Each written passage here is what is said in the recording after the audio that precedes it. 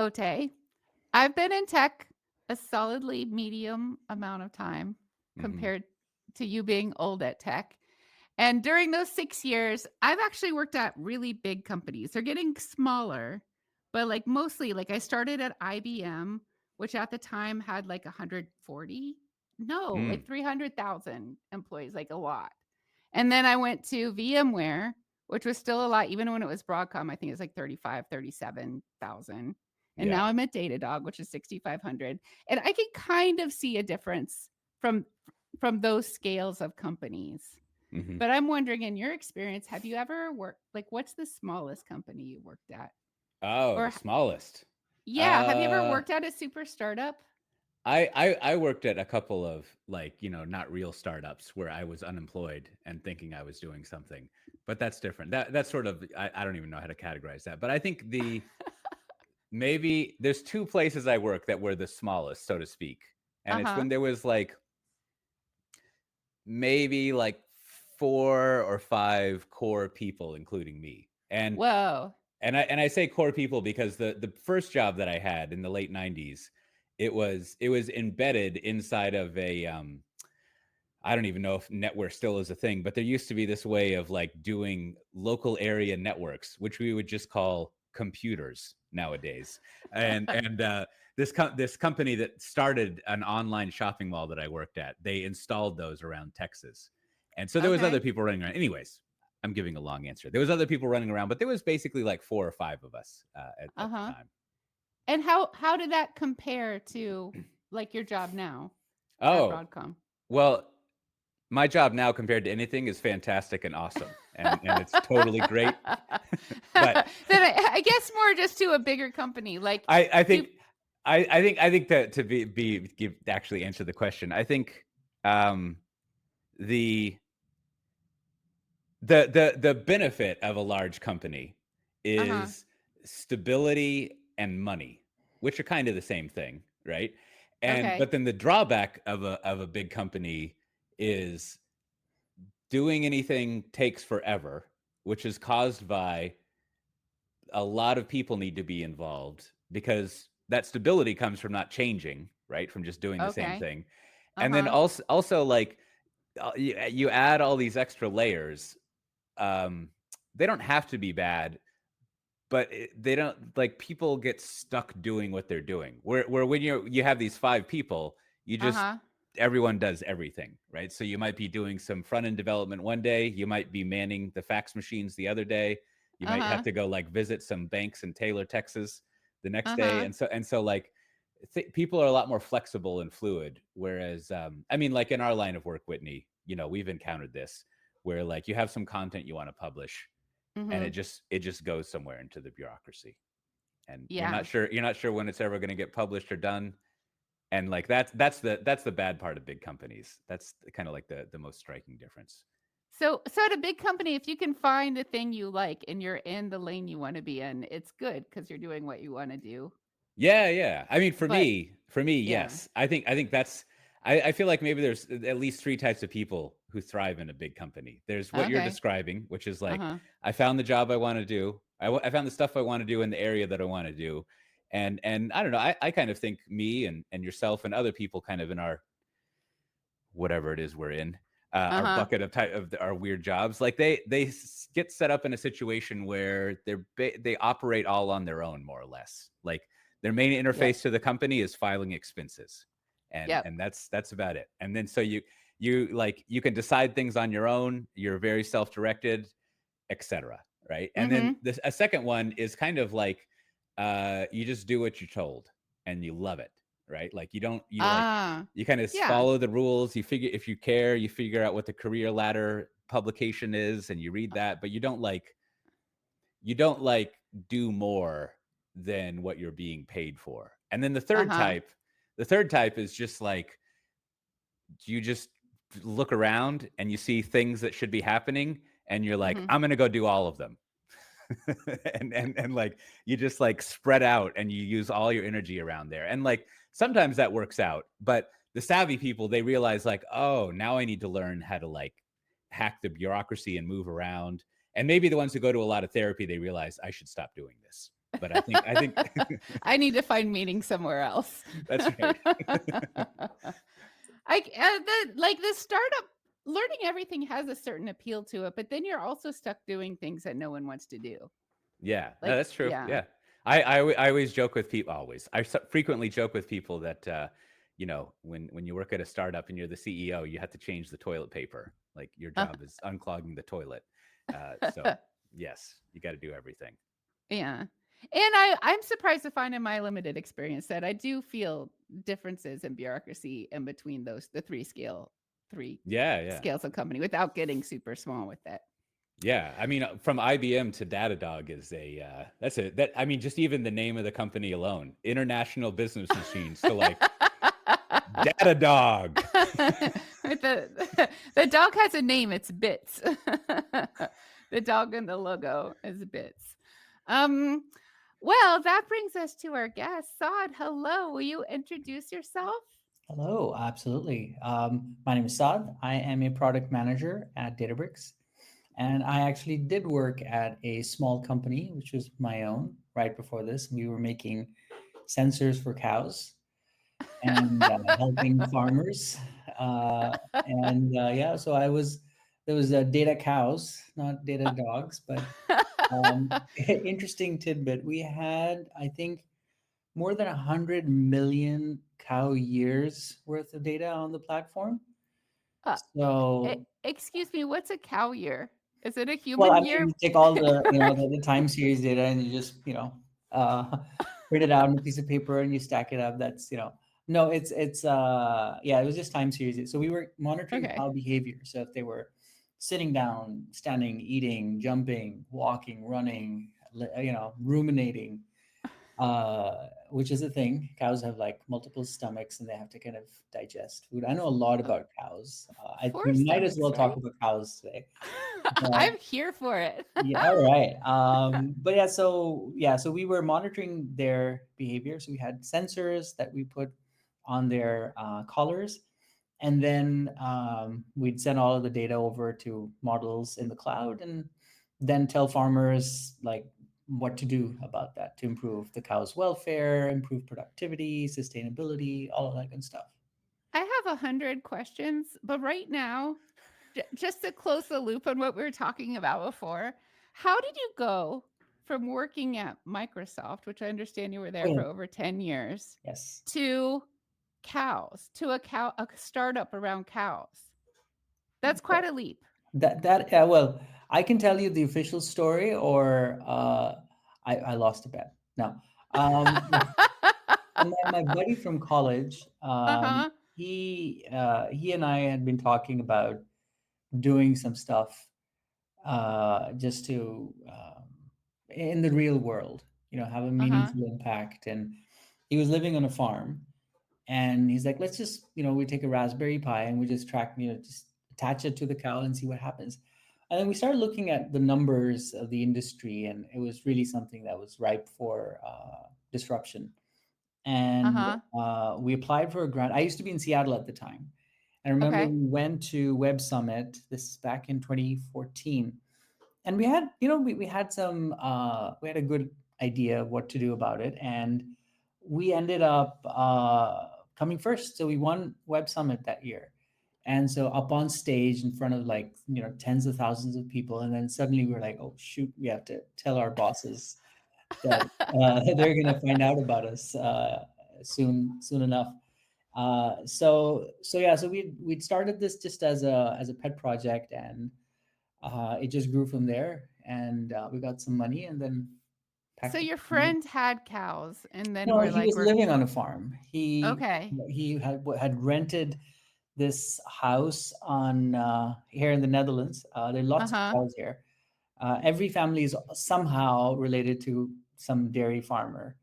Okay. But it's, I don't know, Michael. I'm gonna call you Michael. Is that okay? I know that might throw That's great. your listeners off. I was saying this is a rare my personal life and my tech life crossover episode Yeah. here. So So, and crossover episode. There we go.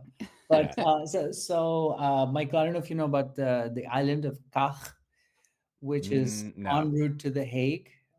It's It's just like it's a tiny little island with like 200 people on it. And so he lived there, and there were cows on the farm. And then he put one of these Raspberry Pis on the farm, on the cow, and we started Uh-huh. monitoring it. And then we actually started doing a lot of research with a couple of these the MIT of dairy, if you will, here in the Netherlands. Wageningen is the name of the university, and apparently it's a pretty there's a lot of work that's gone in understanding cows and all that. So to answer your question, it just, the ball started rolling very, very fast downhill. We got investment, and then we decided to just quit our jobs. What's some high value cow data? Like, how do you sell this idea to a farmer? What Um, value are they going to see? so very good question. So they are actually, farmers are very data driven, Uh-huh. and they look at things like conception rate and pregnancy rates. So basically, a cow, as a dairy cow, Uh-huh. has to go on heat, has to Uh-huh. be inseminated, and Mhm. then gives birth, and then starts producing milk. And Mhm. then after a certain point in time, she has to be dried off so that she can recover, and then she enters the cycle again. So it has to be safe for the cow, and safe for the calf, and all of that. So the farmer is basically, he gets an opportunity to Or inseminate the she. cow, or Uh-huh. she, sorry, Yeah. It's cool. the farmer, gender non-determined, because there are actually a lot of family-run farms where women are kind of running the show here in the Netherlands, especially. And what you get a 3-hour window in every 20 days. That's the estrus cycle, if you will, for the Okay. so you gotta get To those get pregnant. to get 3 pregnant. hours. 3 hours. Whoa. And you have it worked out. We Wow. we finally we had to and we had to kind of go all the way back, because the sort of questions we were asking the farmer were initially very unhelpful, because we were like, "Hey, did you inseminate the cow?" And he's like, "Yeah, I Uh-huh. did." So we're like, "Oh, we're like 100% accurate." Like, but then we found out that, okay, the cows aren't getting pregnant, and he had to run bulls with them, so do the natural way, so to speak. Uh-huh. And So we started sort of backtracking our numbers from like the pregnancy rates to like the conception rates. So you figured out the 3-hour window. Your company did. Yeah, we It did. wasn't like an industry known thing before you came on the Well, I know I, scene. I I wouldn't go that far. I think there's a lot of research there, but we figured out how to find it. And it Okay. was the behavior of the cow kind of changes, because she gets very when the cow's on heat, she's very adventurous and very excitable. And we would sort of track the cow's behavior, and she starts walking around quite a bit, and sniffing around, mounting cows, if you will, Uh-huh. which is a thing. And the line chart was like purple, so we'd call it the Purple Hills of Passion, because it would just take a little peek. And so we had to find that peak moment.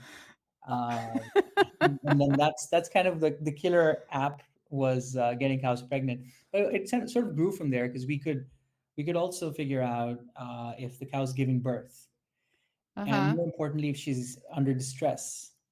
Mhm. And we could also figure out if a cow has some sort of a metabolic disorder, because her eating behavior changes, or if she's broken a leg. And a cow with a broken leg is actually going to starve, because she can't make it to the food in time. Oh. So there's a lot of like different things and this is where AI kind of shines, because we could see the Purple Hills of Passion, but all these other things, the AI was much, much better at finding the signals. And we're talking about regular predictive AI, not like Gen AI. Correct. This is Okay. old school Old machine school. learning. Yeah, before it Did, was a thing. Yeah. is there a use case for Gen AI in the cow industry? Yeah. I think Yeah. I mean, Gen AI is just a really smart interface, right? Uh-huh. Excuse me. So we were trying to build a farmer's assistant. We sold the idea as Fitbit for cows, which really stuck well. But it was more like a farmer's assistant, right? Because the farmer needs to take all these decisions, and you want to give the farmer the right insight at the right time. Mhm. because he's got to call the guy who's going to Machine. inseminate. I mean, there's a machine and everything. Uh-huh. It's not the guy, but you know what I'm saying. Yeah. But he has to call up the guy, and they have to arrange for the semen, and Uh-huh. all of that stuff has to be ready for In that that 3 hour moment, window. for that 3 hour window. Right. And so the sooner he or she knows, the better they can plan for the eventual outcome. So it sounds like the highest value data is pinning down this 3-hour window Yeah, in terms of when you're selling your cow absolutely. Fitbit product. Yeah. Absolutely. And the funny thing is biology is the same, but we learned that um, physics is different. Which sounds so weird, but like because we built our sensors like all the way from scratch, like the protocol, the radio transmission, everything down to the wire was custom, which I don't recommend to anybody because it's like weird, the way physics works, because the cow is a large body of water and she absorbs the signal. And so Uh-huh. you have to kind of the way you kind of have to build it has to be able to get the signal from the base station and all that. But anyway, what would happen is our sensors in the US had a different frequency Uh-huh. because by law you could only use like the Mm, 915 megahertz, if I whatever the remember. spectrum was. That there's a spectrum for ISM, which is industry, science, and medicine. And in Europe, it's different. And Uh-huh. apparently, the European sort of spectrum, which is 868, is used by the Department of Defense. And Oh. and we were testing some of these sensors in the US, and suddenly we're like, oh, wait a minute, this is probably going to get us into trouble. So we got to get the frequency. The frequency behaves differently, like with metal and barns and all of these things around you. All Mhm. And right. yeah, so anyway, I will not stop talking about cows. So now on the farmer side, what is what is the business of birthing calves? Is it like how does that fit into their balance sheets and everything? Like what I don't know, like why is that such a big deal? So a calf is first of all, they have to keep the calf with the mom for a certain period of time, just so that Uh-huh. there's it can grow, and it has all the nutrition. Um, Right, and then obviously so it's still lactating. It's Like you exactly. So the basically lactation curve kind of starts, it peaks a little bit yeah, yeah, right at the yeah. beginning, where they get the most nutrients. And then obviously now the cows that we've bred as humans, they're designed to produce like 40 kilos of milk a day. 40 kilos is what how much is it?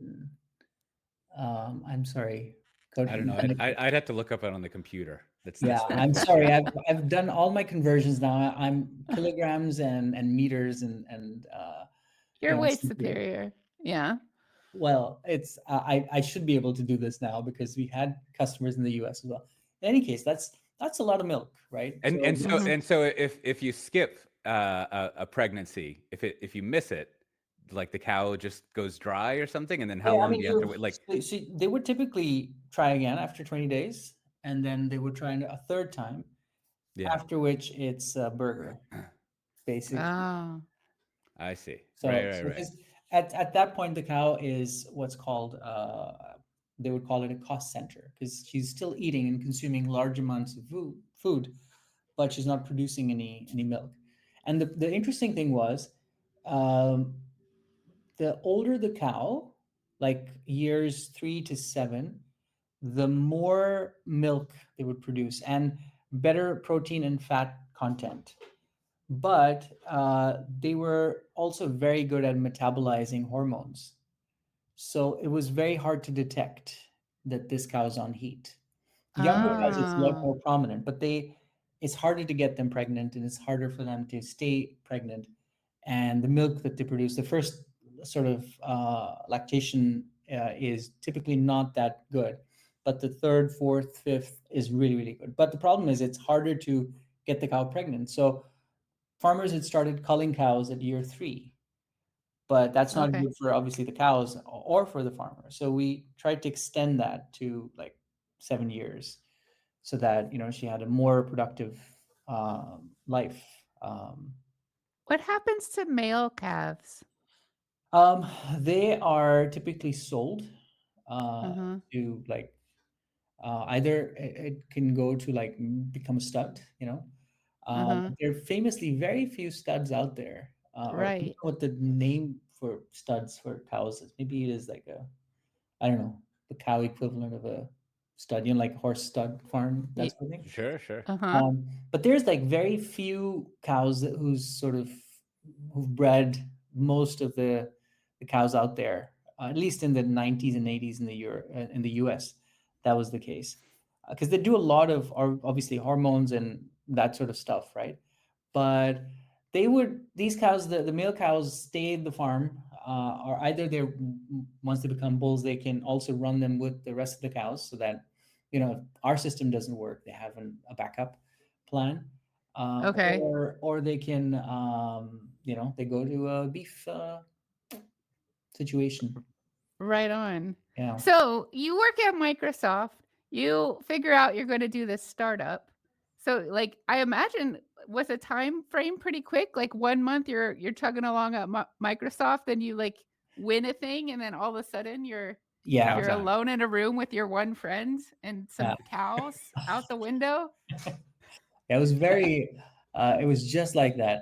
um Surprisingly, all the story we have great stories, but there's like a period of very long nothings, or like Uh-huh. serious like existential issues about, oh, we're gonna run out of money, or we can't pay the taxes, or we gotta pay employees, or we're getting sued, or whatever. There's a war in Russia.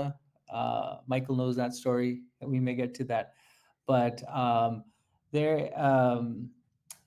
we it went pretty quick because investors were knocking on our door, and they needed us to kind of do this full time, because Yeah. nights and weekends was difficult. It was difficult for my family. My daughter had just been born, so I was using my paternity leave to work on this, which my Okay. wife reminds me often. But yeah, we birthed the company and my daughter at the same time. I didn't birth my daughter, but I was there at the start and the finish line. Yeah, So So so how when did when you're yeah. when you're when you're raising money for this kind of thing, yeah. like how do you think it differs for like raising money for like a pure software thing, right? Like do you talk to the same VCs and you have a slide with like a picture of a cow, or like are you talking with VCs who are like no cows, or like what? I So don't know what it must it's a be a different very, process. yeah, it is.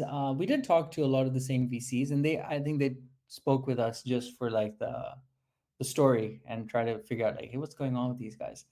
But it ultimately really aligns with like the thesis of like the investment like that they're trying to run. So there were a lot of sustainability groups that we'd worked with, Right.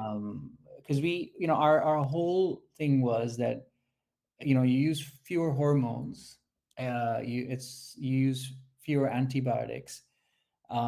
It's better for the cows, it's better for the environment, it's better for the farmer, it's better for the consumer. So we were kind of approaching it from that angle, but at the same time, you have to make sure that it is something that is financially viable, and that takes a long time with like a hardware business, right? And Yeah.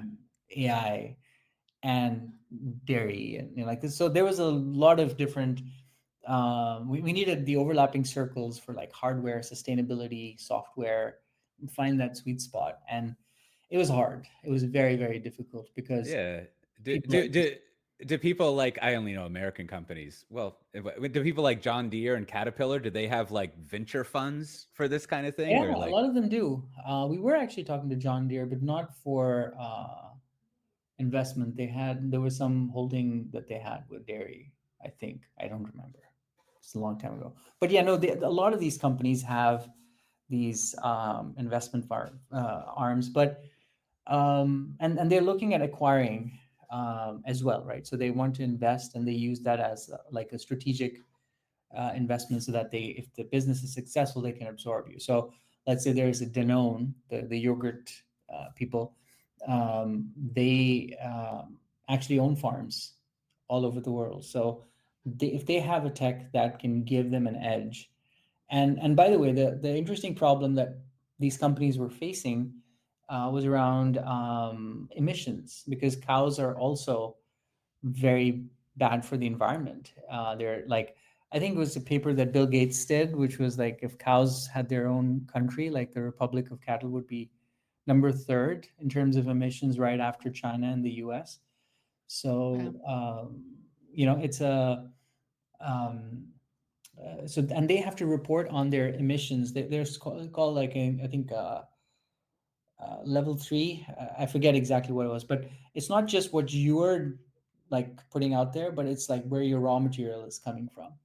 And so Right, if you right. You've got can to backtrack through your supply chain and exactly, and everything. there's like Yeah. regulatory like fines, and all of that was done to like some paper, back of the napkin math. And we actually, towards the end, we had built an algorithm to actually predict the carbon footprint of a cow, and like how that would go with the lactation curve. And there's a lot of techniques that the farmer can do to sequester the carbon, and so we could give the right advice to the farmer to help with that as well. And so if they know that, okay, the emissions on this cow are this much kilotons of whatever carbon, then that means, and they've intervened and they've done something to reduce that. We could kind of measure that impact, Mm. and that becomes valuable as well for these companies.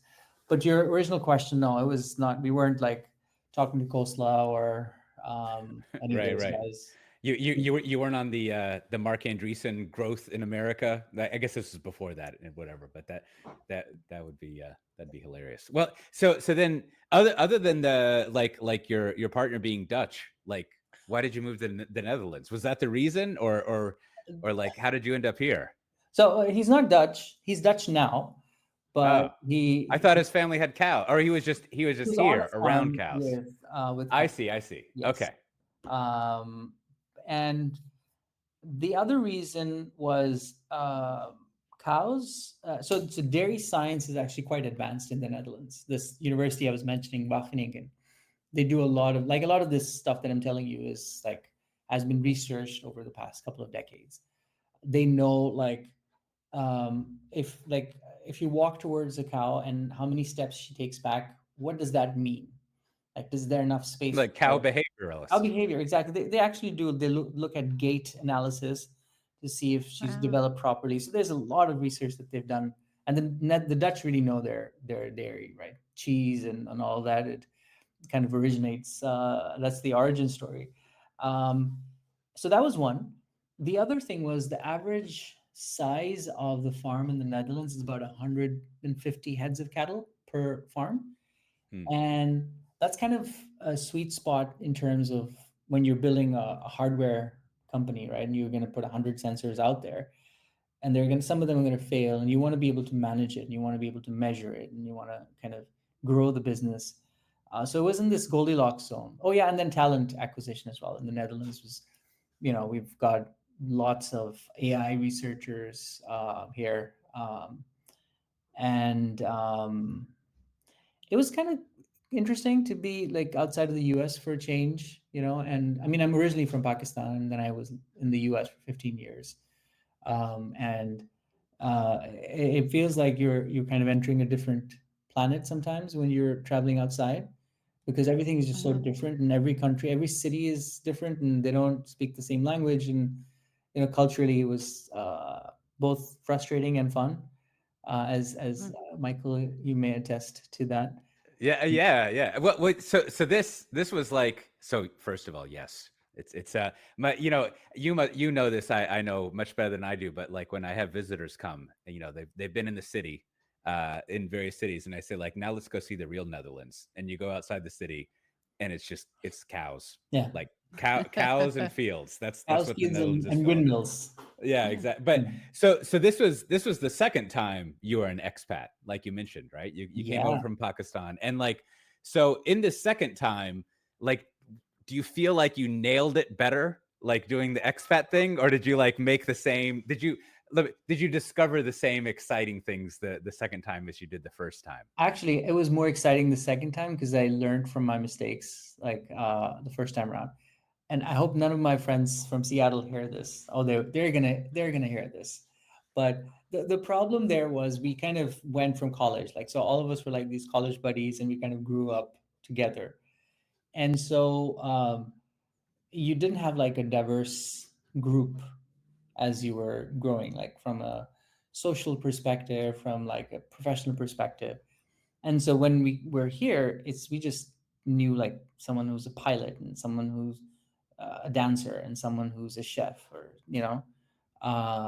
and so there was a lot more variation in kind of the people that you were meeting with, and we were much more, and I was much more. My wife is famously loves to travel. I had not traveled outside the US or Pakistan, like nothing. um Really? Oh, yeah, yeah. so For now like I 15 can't. years plus, it like, yeah. Yeah, I mean, I went to Portland, you know, a lot, and Vancouver. Long distance travel. Oh my goodness, it was great. Getting crazy. Yeah. Yeah. So what was this? What scale were you operating at during the heydays? Um, we had like tens of thousands of sensors out Huh? there, and it was actually all across the U.S. The U.S. were the big farms. We had a few in Canada, and we actually in Africa as well, in Kenya, and Wow. obviously Europe. Oh, in New Zealand, that was a big market for us because so the funny thing about New Zealand cows is that they only have like a 6 week window in which they're inseminated. I don't remember exactly why. There's a reason for it, but there's a Uh-huh. season. There's typically there's 2 seasons, but they do it very seasonally, and I think it has to do with the cows grazing because they only come back like once or twice a day. Otherwise, they're out there. Uh-huh. So New Zealand was very different because just imagine like there's 800 cows with like 24 hours worth of data that they have Uh-huh. to offload as soon as they're sort of walking in. All Uh-huh. right. And we kind of obviously the sensors were getting really confused, and they were running out of battery because they couldn't do it. So we were doing a lot of testing with our firmware, and we botched it, and the sensors started sending out radiation across the entire spectrum, and the farmer couldn't turn on his tractor, and like Oh everything stopped no. working. And this was during COVID when they had the highest employment rate in New Zealand, and also the strictest lockdown in the world. So we couldn't fly over there. So we had Oh. another Apollo 13 situation. So we built like Uh-huh. this the Geiger counter that they have in Ghostbusters, where they're there's Yeah, what do they Like the call that? two little The antennas on the exactly side? that whatever thing. that is. Yeah. So we built it, and we shipped it over, and basically you could touch a magnet to the sensor and it reset to its known state. But the problem is all the cows look the same, right? No matter how much the Ah. farmer is attached to his or her cows, it's hard to identify one from the other. So he needed that thing to point in the right direction. So yeah, so you were asking about scale. So it was quite global at that point. And S- yeah, yeah. You're not only a cow expert, but like a cows of the world expert. Like Actually, we used to have a pub quiz uh, every 3 months, where what our customer success manager would make sure that he would put all the jerseys and the Dutch Holsteins, and all of the different breeds of cows, and you had to be able uh-huh. to name them, and there's a test. We also did like internships on farms, so you'd spend like a day just with the farmer and just spend some time with doing all the chores and helping assist a birth, or just clean manure, and then that sort of stuff. That's awesome. So Mental are note, if I need to test employees, I'll call it a pub quiz and pretend I'm doing them a favor. yeah, exactly. I didn't catch that. That is good. We're gonna have fun. Yeah. So are there differences in like cow farmer culture globally, or is it all kind of like normalized thanks to the internet and globalism? Are people like, we all want to know the best way to deal with cows and we're all going to do it? Or Yeah. like, you had that 6-week thing in New Zealand, but Mhm. are the cow farmers, the dairy farmers, different in different countries, or are they all kind of the same? I think the attributes that are common are they're very they only do it because they want to. That was something that was very, very clear. There's not a lot of money in this thing, right? And it's generational, but they have a very strong attachment to what they're doing. And um Would you call that a lot of pride, or is it more sentimental, or both? Like, what is the attachment? I think it's I don't know. Or maybe duty, I that like don't we bring the milk to civilization? I don't think there was that strong sense of duty or pride. I think it was more like it's just something they've always done and they've grown up with, They and just like it. It's they part of just their like life. it. They're just, like Yeah. working with your hands and that sort of thing. Actually, one of our employees went back to being a farmer on the island of Texel, which is up here, up Mm, north. Um, but I think one of the things that did stand out about these farmers was they just didn't have any time to mess around. Mm. Like, they needed things done quickly. So they were happy to embrace technology as long as the technology was better than their own sort of techniques that they had right. learned over generations. But there was a sense of like hard work as well, but no nonsense. They'd heard all the cow jokes, moved past that very quickly. Move Oh past it. yeah, they would Okay. move past it. There you go. That was a setup. So you work at Databricks now, so that tells me at least you're not at the cow sensor company anymore. Yes. How did it all come to a close? Or is it still going and you're just not there? Oh, I mean, it's going in, some way, shape, or form. Yeah, it still exists. It still exists, but I think COVID did a number on us because everything became very expensive. And like I said, we were Mm. manufacturing um, our sensors, and it was just getting, it wasn't sustainable to do that, and we needed money to invest, and there was this perpetual cycle that you're in, right? So you never want to raise equity for operational stuff like hardware. You want to do it for R&D, right? But for like that stuff, you want to get some sort of line of credit and go that route. But it was just the numbers weren't adding up. Like the microcontroller that I think we used to buy was about 50 euro cents, and it was selling for 80 euros at one point. So it was Oh, massive. Sort of the price had really jacked up. We were actually competing with Teslas and SpaceX. So cows, yeah. rockets, and autonomous Wow. boats. They have the same tech. Uh, Yeah, yeah. So y'all get hit by all the supply chain problems, yeah, and specifically the chips, like that yeah, there weren't enough chips to go around. And that's then it. yeah, and then rockets probably win over cows in that situation, for Yeah, the better or cows didn't go worse. over the moon. That's how the thing goes. Yeah, and the funny thing is, it was always like when they ship out like these all these components, they ship them out in these rolls, and there's always like a little bit at the end that they can just rip off. They're like, "Hey, we got like 10." We just get a call like, "Hey, we just recovered 10." And we had actually the other thing we had to watch out for was wear and tear because cows are very like strong. They're very docile, but they're very, very strong, and they chafe the the sensor casing, and then it would just open up. And then so we had to Oh, test that, and we tried all sorts of things. We actually went and bought um, uh, what's it called, a tumble drying machine, Mm. and uh-huh. we're like, just toss them in, and then we'll see after 10 minutes. We'll be very scientific, throw some rocks in there, and then like 10 minutes, and then 20 minutes, and as we reinforce it, we'll see. It was very loud, so we're like, okay, let's just take this contraption we've built and we'll put it downstairs, like where we were this fancy building. It was like used to be a crane, and they'd converted into like a very smart building. It's like nobody goes there, and pretty soon, like we see like all these police cars and like the anti-terrorism Oh police no. there. There's a bomb in this building. Like, no, no, this is the cow sensors. We're testing them. that we put in a dryer. With some Exactly. rocks. Totally normal activity. Totally normal. Yeah. Is there anything you miss from startup life? I know there's a lot of stuff I don't miss, but the stuff that I do Tell miss, us one of those too. Yeah.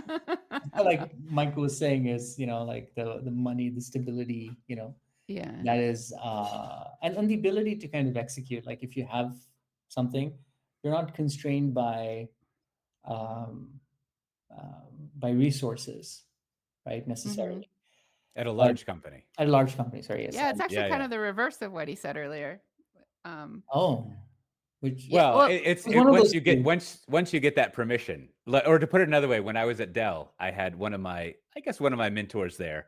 I was always getting frustrated, and he was like, he called me Coté. He's like, Coté, you got to think about Dell as a giant aircraft carrier, right? Like it Hmm, takes a lot of effort to turn it, but once you turn it, it has a lot of impact, like a yeah. lot of what it can do. And so that's like you have a lot of resources. It just is difficult to and takes a long time to turn that aircraft carrier. That's true. That's true. But in terms of the stuff that you're saying, what did I miss? I mean, it was an adventure, right? yeah. We were doing something new every day. I mean, from a technical standpoint, learning new skills. Like I had to learn about plastics and how do you manufacture, learning about regulation and import, export, talking to like foreign government officials and trying to make sure that things work. We met with the the heir apparent of the Dutch monarchy, Prince Well, Constantine. He's big into the startup world, and going and traveling to all these places, and it was just fascinating, right? And the sort of problems we were solving were very unique, and we had to tap into all of our collective knowledge of actually Star Trek. There was this episode of Star Trek with where the Romulans are sending cloaked weapons to the Duras sisters. This is Next Generation lore. Um, and The so two Klingon sisters. the two Klingon sisters, exactly. Yeah.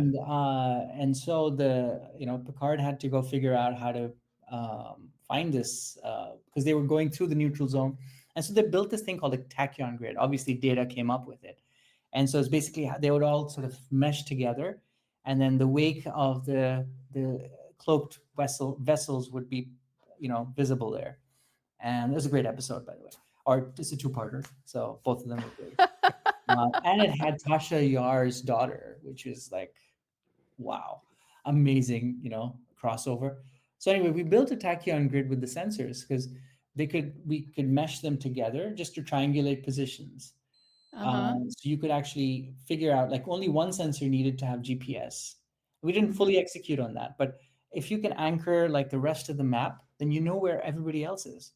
Oh, yeah. So it became a really cheap way to kind of find a cow. Farmer could search for Mhm. like, hey, where's cow 1, 2, 3, 4? They didn't give them names. Like some of them did, but a lot of them were just numbers. But anyway, to your point, like what I missed, just the adventure is so much new stuff going on all the time. And you had to learn on the fly. You were learning with a purpose and with Uh-huh. fire burning. You had to go figure out. The farmer in New Zealand was very unhappy when we messed up his farm, right? And we had to go Uh-huh. figure out all of this I and bet. try to replicate this in a lab, right? And we made these sensors really like um, I don't know why we did that, but unless you move the sensors, they didn't emit anything. So we'd put like 100 sensors in like a big trolley, and we had to just keep walking with it just so that it would produce some data. So that's how we were testing. And then at one point we were like, how much data can this thing hold? So we all like put on, and there's these orange bulky sensors. So we put on these belts of orange sensors, and we're like, we need to go to some place where there's like line of sight. a couple of 100 meters of range. So we went to Museum Plain, which is where the U.S. Embassy is. So you got a bunch of guys walking around with like these, equipment that's vested up on their, on their chest, and not a good. Well, it was fine at the end, but there were definitely questions. There sounds like there's plenty of brushes with national police forces that Yeah. occur. Yeah, For- for- but I always got away because I don't have fingerprints. So there's oh yes, yeah. You're gonna have to You tell don't have Whitney about that. fingerprints. I don't have fingerprints Like literally your fingers are smooth? there. Were I, you I born used that to way? have them. Sorry. Okay. Tell me your story. Well, I think it's just my skin. There's some skin problem. My wife tells me I need to go see the doctor, but I haven't. And so the thing is, you need fingerprints to grip stuff. So like Mm. vinegar bottles or olive oil. I've got tremendous strength. So I either crush them or they just fall to the floor. I never crush them now. And the other thing is you need fingerprints on your feet to stay, stop you from sliding. It's like Oh. sometimes if I'm running at home and I don't have my shoes on, it's like those cartoons where the dog's kind of running in place. You can't grip anything. But yeah, the fingerprints is it is not what do you call Y- it? you can't log on to your computer with I your can't. finger. You have to No. type out your password every time. No, actually, so that's why I got my and I have what's it called, an Apple Watch. Sorry, it's getting late. My Okay. brain has stopped working. So you can kind of set it up so it unlocks. But it's first world I don't- problems, I guess. so not having fingerprints legitimately got you out of troubles when you No, no, no, international cow no, no. escapades. It No, actually was okay. the opposite. Okay. Trying to figure out what to do with me every time they put me, like in the US. So I got my citizenship, but you need to get fingerprinted to get the your green card and everything, and it just doesn't work.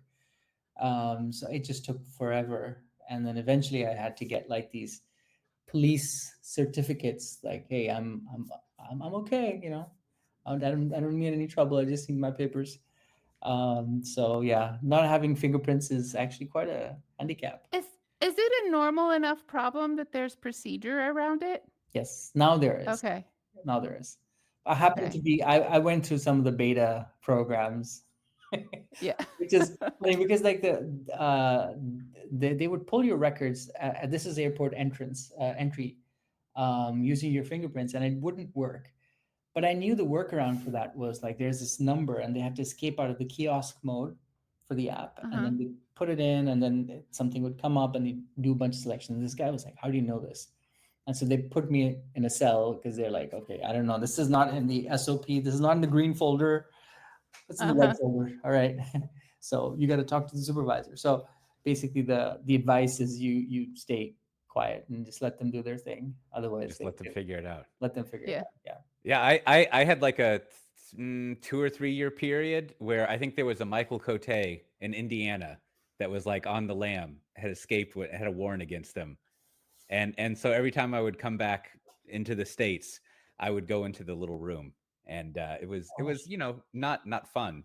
Like especially the first time where the guy it was just like a ridiculous police show where the guy is just like trying to really get it out of me, like run around here and like it's well, super easy is the wrong way to put it, but you just kind of like bungle your way out of the room if nothing's that happened because you're just like I have no idea. I don't know. Like Yeah. I got nothing for you.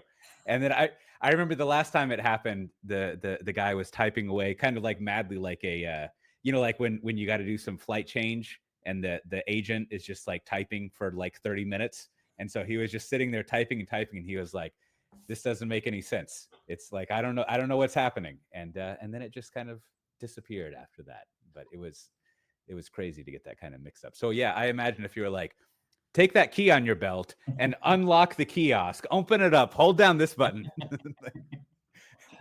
Yeah. It's like a little too much knowledge. Exactly. So a lot of what you're mentioning, or when you're going over the cow stuff, like you can tell it's like it's fun, right? Like it's adventure, it's Yeah. enjoyable thing. And so like in when you now that you're back not working with cows, and I know you've been like managed teams here and there and stuff like that. Like, do you have you figured out a way to like not only for yourself but kind of like use fun as like a management tool to like have employees be happy? Do Like, pub quizzes for yeah, tests. Mm. yeah. Like, Yeah. does that translate over there, or do you really just have to like be shoveling manure to have fun? Like, you've got to be in the like. I think a lot of it is like manure shoveling, to be honest, because like there's a lot of the we call them, I shouldn't call it manure shoveling. It's we call them reps, right? So like as a product manager, for instance, you have to do customer calls, you have to do PRDs, you have to do your hypotheses, you have to do these user journeys, and you got to use the product and talk to the customer. That sort of, keep going through that. Um, so I think part of that Rep is yes, rep for doing sorry, rep for repetition, not yes, representative. Okay. yes, sorry, Verifying. exactly. Yeah. And so there's a large part of this is the boring stuff, right? I think that's also something we did a lot. Like a lot, like I said, a lot of it was just heads down, focused execution. Um, but in terms of fun, I think there's a lot of lessons. I could probably, come up with some half baked wisdom in any situation and use cows as a reference point. So that does kind of change perspectives a bit, When you when tell a you cow story, when you tell a cow story, right? Because are you around the office? Are you known as the cow guy? I am. Yeah. The still talk has been 3 years. There's Saad talking about cows again. It's hilarious. I have like these, and I have these stickers. We have, I think I don't have any right now, but cows are cool. So they're like on laptops across Databricks now, because, obviously that is I give that as like compensation for, having them sit through my stories, Your cow talk. my cow talk. Yeah, exactly. Was it did it take any effort to pivot all that cow and hardware knowledge into a software I mean, we were doing a lot of job? software already, and Uh-huh. there was a lot of data, right? So data, Uh-huh. building data pipelines. There was a lot of monitoring, observability. So it was at the end of the day, we were selling a SaaS, but with some Mhm. hardware, right? It was a subscription model. The farmer would not buy the hardware; he would buy a service. And so we had like on call, and we had updates, and all of that stuff was there. And we were doing some of the stuff before we had like the tools for it. So we ended up building Uh-huh. everything. Like the data pipeline was built from scratch. The monitoring system was built from scratch. Like no open source stuff was meeting the needs that we had. So we had to kind of go really, really deep into how are we going to stream the data, and how do we replay, and how do we do time travel, and how do we aggregate it, and how do we build these models, and how do we chain it together, how do we reduce latency, how do we make sure that we synchronize our clocks across the cows. So there was a lot of these technical problems that translate to like the real world of So software. as you're ending your cow experience, ready to get a job, how do you know like what job position to go for? Or are you designing a role, and like what was your strategy to get back into bigger company zone? I was fortunate that I knew someone at Mm. Databricks who actually had been talking to for a long time. So I kind of knew where the company was. I already had an idea that this is what I want to do. I didn't realize how powerful data could be, and adding real value, not just like watching somebody's cookies and serving them ads or something, but like real Uh-huh. meaningful value. So I was very, I feel like that's one of the things that really still excites me to this day. Whenever I see a graph and it's, moving up to the and to the right, or there's Uh-huh. a dip or something, and I can explain it. That was something that was very fascinating. So obviously when I joined Databricks, I wasn't like working on the most talked about thing. I started with the developer tooling side of things, and I had no idea, frankly. Uh-huh. I was like, they'll find out. They'll find out. I don't know anything about this stuff. But there was a lot of like I said, adjacencies, that you could kind of try to understand. And then over time, I was very closely aligned with our ETL product, and that's a lot of it is just data. Uh-huh. And so now I'm part of that team as well. So it's kind of grown, the scope of the work that I do. And um, you were talking about strategy, and I was very nervous initially because I hadn't taken an interview. I was taking other people's interviews. I hadn't given one in a very Yeah. long time, and having someone kind of evaluate you, you're not ready for that because you're just coming out of like this, you're from the trenches, right? You're really heads down, battle scarred, with you feel like a failure because Mm. you Oh. haven't done what you wanted to do. You haven't Uh-huh. achieved those goals, but you need to, get a job and, start paying the bills. And so it was a difficult moment to decide, but it was easy. It was Yeah. difficult yet easy, Uh, because the transition into like, okay, I need to kind of re rebuild who I am, yeah. and but not lose an important part of me where I like creativity and experimenting and learning. But I also realized that I enjoy like one of those three sort of archetypes that Michael was talking about, where you just put Uh-huh. your head down and just do the thing, right? That you need to do. And I love it. It's amazing. Yeah. Like just having that sense of focus and Uh-huh. no distraction. It's beautiful, I think. I And agree you don't have completely. to pay off federales, probably. That's I like surprisingly maybe when I hadn't associated you returning to the big company workforce with a feeling of failure because I just think what you did is so cool, even if it didn't have the outcome that you wanted. So, Yeah, I how, think. yeah. Sorry, ask your question. Sorry, you were gonna. Oh, I was just gonna ask how you did cope with that feeling of failure. Um, I think it was you go through like these ebbs and flows, right?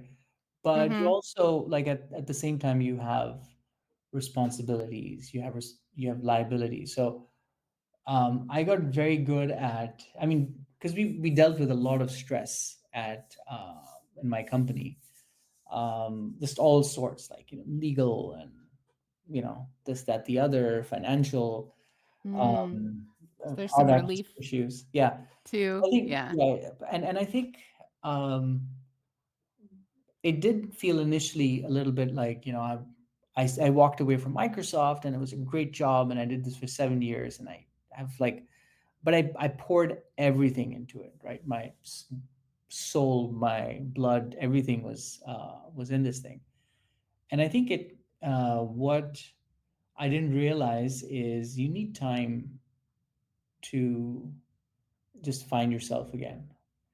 And Yeah. I didn't take any time off. Like one day I was Oh, not working at my company, and the other day I was working at Databricks. okay. Because I didn't know anything about like mental well-being or just slowing down or anything like that. Now I think I'm in a better place, but I ignored a lot of things that I shouldn't have as well. Yeah. I think But startups are like that just because you're putting out fires nonstop yeah, and then you didn't that makes sense to me that you didn't know how to slow down at first. yeah. But now I go at a comfortable 40 kilometers per hour on the highway. That's I think 20 miles an hour, I think, or something. yeah, I yeah. have as a city slicker, I have one last cow question. And that is, did you spend much time with them up close? And I think they seem like they would be cute. Like they seem like they have these big eyes and long eyelashes. Did you ever have the urge to hug a cow? Did you pet it? Yes, and Yes. and I did. And they're Yeah. absolutely, this is true. They're very, very. I mean, what happens when they're feeding? They go into this headlock because the farmer has to just monitor them, and otherwise they just move around too much. And if your hand is Uh-huh. caught between two cows, then your hand is gone. So they have to kind of keep them constrained. But when they're in there and they just get very comfortable around you, Uh-huh. they are just so friendly. I mean, they Yeah. stink, but they are really, They really stink. adorable. Yeah, I mean, there's a farm very close to our house, and we're in the Netherlands. Like, you're just like a stone's throw away from a farm. They Cows. make from cows, and yeah, Yeah. exactly. And so we go there, and you can just feed them with like they like stale bread, for instance, Uh-huh. and their tongues kind of, there's a massive tongues, and they just lick you, and they're like slobbery, almost like dogs, but and they get very close to you, and they let you hug them, and I it's thought I'd like to hug a cow, but I did not think I'd like to get licked by a cow. yeah, it's Yeah. it is yeah, it is. They actually have like salt licks because they love to that flavor, I think. Oh, like uh, when you're sweaty, you're a salt lick to them. exactly. So yeah, I got to spend some time, not a lot, like some of our teams were obviously with the cows all the time, uh, Mhm. but we went to farms a lot, and Okay. obviously like the sensors, when they kept dying and we didn't have enough people to replace them, we had to go ourselves and kind of help the farmer. And we packed all the sensors by hand. We could put them on the cows by hand as well. So I think there is something about that I miss, which is Okay. like just working with your hands. um, Yeah. and we called it our company was called Connectera, so Connected Earth. We Okay. used to call it the Connectera Sweat Factory because we had to kind of, sometimes you're like, oh shoot, we didn't seal the sensors, so we got to go and get the glue guns, and there's like a assembly line of engineers, software engineers, and DevOps guys, and somebody's gluing stuff together, somebody's just making things, and you know That's cool. That's cool. Well, that's on my bucket list now is to hug a Get cow get licked before by I a cow. die. Yeah. Oh no. No, no. No tongue, just hugs. Well, you know what? One last thing that when you're going over, uh, kind of like going back to a big company, the 40 km an hour, like slow and steady wins the race sort of thing, is it was making me think.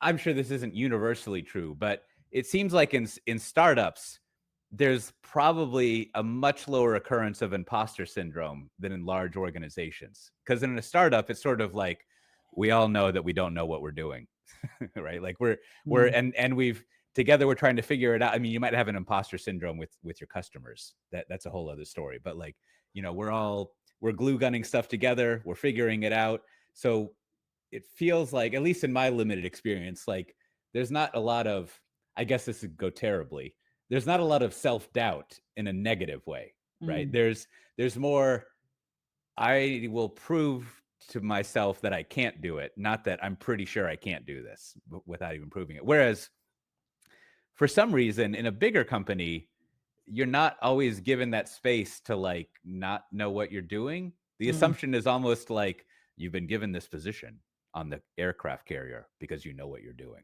And so mm. like there's a very, I don't know, there's a weird difference between those two. I don't think in big companies there's a lot of like, you'll figure it out.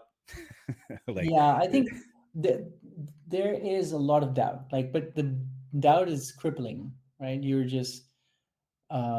thinking about like, what if this goes wrong? So they say you have to be right a lot, but you're actually wrong a lot.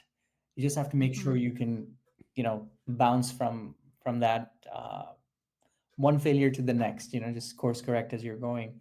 But there's conviction, and you need to project that with your team, mm, Mhm. yeah.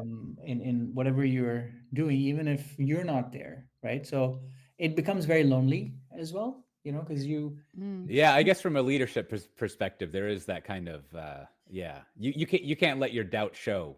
yeah, Well, it's you don't want to let too much of it show. yeah, And yeah. since you got into the whole thing by winning a competition, you got a lot of social validation before starting.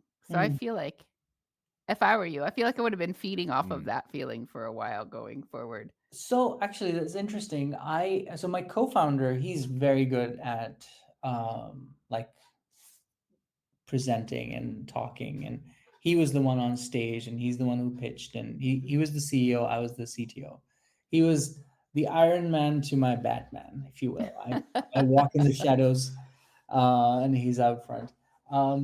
But for me, that didn't really give me much fulfillment, to be honest. Yeah. It just Uh-huh. made me nervous. So many people are looking. Ah, more people to And disappoint.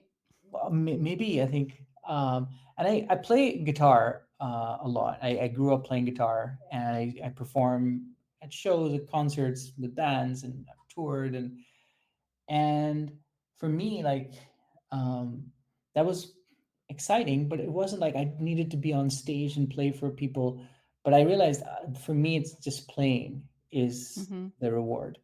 So I think that was very different for me. I didn't really seek out like this validation from it was. I mean, I didn't expect us to win, uh, Mm-hmm. and I still think that they made a mistake. But I think it was more just doing the thing, and knowing that you're going to have something that's going to have a real impact, a measurable impact on someone's life. Well, speaking of things that will have a measurable impact on someone's life, our listeners have listened to another episode of Software Defined Interviews, and I think it's been great talking with you about this stuff. It's always fun to see the life discoveries of people that I already know when I have Whitney come in here and ask them a bunch of questions. I would have never thought about hugging a cow or being licked by it. So now I think That's the next guys' night out, Michael. Is we go to the camp. exactly. I think to your point, I could take a 3-minute walk and find a cow from my There you house. go. So I'm gonna save some bread. If, And if you hug it, take a selfie, please. yeah, I'll take a selfie with the cow. Yes, thank I'll you. do this whole thing. That would be maybe I can do that in time to post this episode. That would be Yes, great. please. Well. So if people were interested in just more about you, Saad, or they want to follow up with stuff, like do you have a home on the World Wide Web that you can send them, a homepage? My You goodness. have Do just a I? LinkedIn profile? I You do got have a anything? LinkedIn profile, yeah. Yeah. All right. So search for Saad Ansari Databricks. You'll probably see me or some version, AI generated version of me out there. So please get in touch. I am hiring, by the way. We didn't even talk about the Databricks stuff, man. No, we That's didn't. what we're going to talk about today. But so yeah, we've like product management. We're always looking for people. So please do reach out. I have stories. Just any type, like what product management for what kind of products? Um, everything to do with data. Sorry, I should have this one better prepared. Um, so there's a lot of like DevOps stuff, like that's straight down kind of your alley, Michael. And also, I think what I learned at Whitney, I never got to actually learn a lot from you today, so I'll definitely go and look you up. Um, but DevOps and the developer experience. So that's one big part of that. And then, data pipelines, engineering, that's the other side. But product management, if you like customers, if you like data, that's the role for you. Yeah. And y'all have a pretty phenomenal business going on at the moment, so it That would be you fun do. stuff. It Yeah. is, it is doing all right. Yeah. Yeah. It's and a nice footprint. Well, speaking of a nice footprint, One with with my no prints. my A mind my smooth mind is one. exactly my mind's always racing for a speaking of transition. So I that's yeah, one with no prints. That's that is, I hadn't thought of the aspect of like, yeah, What, you could I guess if you had a wet floor and you have no what's it No toe called? prints. like you could like you could like pull someone across the floor, right? If they just stood Actually, still. my daughter does this with me sometimes. I'm Or just you could standing just, there, and then if she you just, were rigid enough, like with slightly bent knees, they could there just you push go. you. Yeah, just lots of cord. Like, what's the skin on your fingertips called if you can't call it a, you know, A a fingertip? fingerprint? I don't know. Yeah, if you don't have a footprint, so what do you have? I don't know, just an impression, Foot a impression. lasting impression. Foot. Exactly. Well, if we'll put a link to Saad's LinkedIn, and I don't think we really mentioned anything else. I'll link to. But if you want to get that, you can go to softwaredefinedinterviews.com/110. That's 110, and you can also join the Slack channel we have for this podcast for the Software Defined Talk One. Always lots of interesting conversation there. Do you have something you wanted to add, Whitney? No, this Oh, was great. all right, good. I'm gonna go find a cow to hug. Yeah. Well, yeah. Thanks again for being on. And Thank you. like I said, I'm gonna go find a cow. We'll see everyone next time. But not purple mountains of passion. Nope, No. Purple Mountains of Passion. These will just be plateaus of serenity. Love it. Bye bye. Bye. Bye.